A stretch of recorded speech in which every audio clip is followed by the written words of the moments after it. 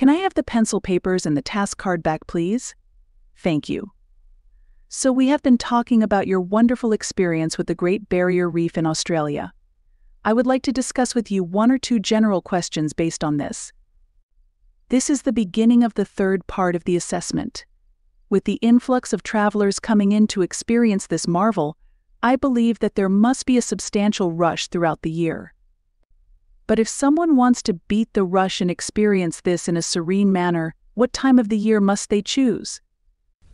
If someone wants to beat the rush and experience the Great Barrier Reef in a serene manner, it's best to visit during the shoulder seasons, which are typically spring, which is from September to November, I believe, and autumn, which starts from March to May.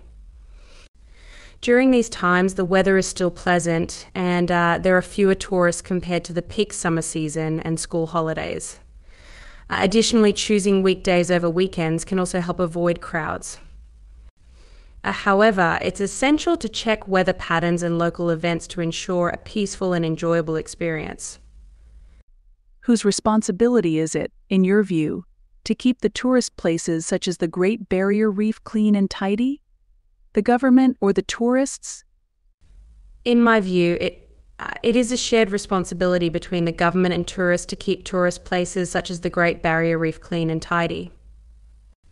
The government plays a crucial role in implementing and enforcing environmental regulations, managing waste disposal systems, and implementing sustainable tourism practices to preserve the natural beauty and the biodiversity of the reef.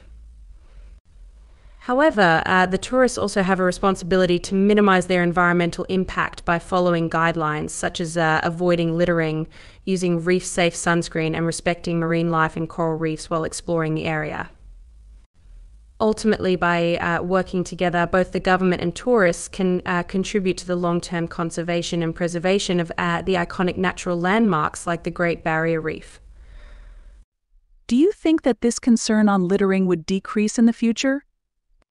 I am optimistic that concern about littering will decrease in the future as awareness about environmental issues continues to grow and as more sustainable practices are adopted. With increased education and advocacy efforts, people are becoming more mindful of their environmental impact and the importance of preserving natural ecosystems like the Great Barrier Reef. Additionally, advancements in technology and waste management systems may provide more effective solutions for minimizing litter and reducing pollution in tourist areas. However, continued efforts from governments, organizations, and individuals will be necessary to address this challenge and ensure the long-term health and sustainability of our planet's natural wonders. Moving on, what role does tourism play in shaping the economy of Australia? Tourism plays a significant role in shaping the economy of Australia.